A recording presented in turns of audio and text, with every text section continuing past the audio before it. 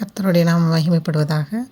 கடந்த 2-3 தினங்களாக மரியாளுடைய காரியங்களை பார்த்தோம். இருதயத்திலே வைத்தார்கள், சிந்தனை பண்ணி கொண்டிருந்தார்கள்னு சொல்லி. அப்படி இவங்க சிந்தனை பண்ணினதுனால என்ன மாதிரியான காரியங்களை அவங்க கொண்டு வந்தாங்கன்னு சொல்லி நம்ம பார்க்கலாம். யோவான் எழுதின புஸ்தகம் 2ஆம் அதிகாரத்தில் பார்த்தோம்னா, கானாவூருங்கிற ஊரில் ஒரு கல்யாணம் நடக்குது. அந்த வீட்டுக்கு இயேசுவும் அவருடைய தாயாரும் சீசர்களும் அழைக்கப்பட்டிருக்கிறாங்க. அங்கே திராட்சை ரசம் குறைவுபடுது. அது மரியாளுக்கு தெரிய வரும்போது யோசித்து பாருங்கள். பெண்களிடத்தில் தெரிய வரும்போது கல்யாண வீட்டில் ஒரு குறைவுனா டக்குன்னு எதையாவது செஞ்சு சமாளிக்கலாம் அப்படின்னு சொல்லி பார்க்கணும். ஆனால் இயேசுவின் இடத்துல சொல்கிறாங்க. யோசித்து பாருங்கள். யோசேப்பு அவர் பூமிக்குரிய தகப்பனாக இயேசுவுக்கு இருக்கிறாரு.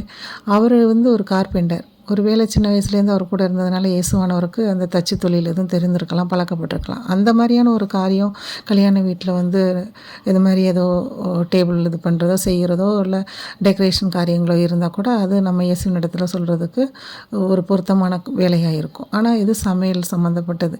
அதை ஆண்டவரிடத்துல சொல்லும்போது யோசித்து பாருங்களேன். அப்போ ஆண்டவர் சொல்கிறாரு, ஸ்திரீயே உனக்கும் எனக்கு என்ன, என் வேலை இன்னும் வரலங்கிறாரு. ஆனால் மரியாள் அதெல்லாம் யோசிக்கலை. வேலைக்காரங்கள்ட்ட சொல்கிறாங்க, அவர் என்ன சொல்லுகிறாரோ அதன்படி செய்யுங்கள் அப்படின்னு சொல்லிட்டு. அடுத்த செகண்ட் பார்க்குறோம், நம்ம ஆண்டவர் சொல்கிறாரு தண்ணியை நிரப்புங்கிறாங்க. தண்ணியை நிரப்பி கொண்டு போனால் அங்கே தண்ணி திராட்சை ரசமாய் மாறுகிறது. ஆமென், அல்லேலூயா. பாருங்கள், இயேசுவானவர் வேலை வரலன்னு சொல்லிட்டாரு. ஆனாலும் மரியாளுக்கு தெரியும் இந்த வேலை அற்புதத்தை கொண்டு வர வேலை அப்படின்னு சொல்லி.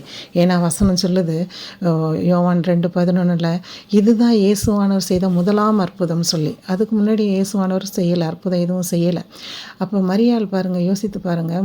முன்னாடியே ஏதாவது அற்புதம் நிகழ்த்தியிருந்தால் கூட இயேசுவின் இடத்துல சொன்னால் அவர் ஏதாவது செய்வார்னு. ஆனால் அதுக்கு முன்னாடி எந்த காரியங்களும் நடக்கலை. மரியாளுக்கு தான் என்ன பண்ணுறாங்க, ஆண்டவரால் முடியும், அற்புதத்தை நிகழ்த்த முடியும் அப்படின்னு சொல்லி அறிந்தவர்களாக இருந்தார்கள். காரணம் என்னென்னா, அவருடைய பிறப்புக்கு முன்பதாகவே அவருடைய காரியங்கள் ஒவ்வொன்று சொல்லப்பட்ட காரியங்கள் எல்லாம் இருதயத்தில் வைத்து சிந்தனை பண்ணி கொண்டிருந்ததுனாலே இந்த நாளில் ஆண்டவரால் அற்புதத்தை நிகழ்த்த முடியும்னு சொல்லி அவங்க விசுவாசித்தார்கள். ஆண்டவருடைய பிள்ளைகளாக இருக்கிற நம்மளுடைய வாழ்க்கையில் இதுவரை எவ்வளோ காரியங்கள் நடந்திருக்கலாம். ஆனால் எனக்கு ஒரு அற்புதமும் நடக்கலையேன்னு சொல்லி நம்ம வேதனையோடு இருக்கிற ஒவ்வொருவருக்கும் நான் ஆண்டவருடைய நாமத்தில் சொல்கிறேன். நீங்கள் ஆண்டவருடைய வார்த்தைகளை இருதயத்தில் வைத்து சிந்தனை பண்ணி கொண்டுருங்க. உங்களுக்கு நிச்சயமாகவே நடக்கிறது முதலாவது அற்புதமாக இருக்கும். இதுவரை அற்புதமே நடக்கலையா, இதுவே உங்களுக்கு முதலாவது அற்புதமாக இருக்கும். நாம் செய்ய வேண்டியதை அவருடைய வார்த்தைகளை இருதயத்தில் வைத்து சிந்தனை பண்ணி கொண்டிருப்போம். நிச்சயமாய் கர்த்தர் நம்மளுடைய வாழ்க்கையில் பெரிய காரியங்களை செய்வார். அவர் அற்புதங்களின் தேவன். நிச்சயமாக அதிசயங்களையும் அற்புதங்களையும் நாங்கள் நம்மளுடைய வாழ்க்கையில் அவர் நிகழ்த்த போதுமானவராக இருக்கிறார். கர்த்தருடைய நாமம் மகிமைப்படுவதாக. ஆமென்.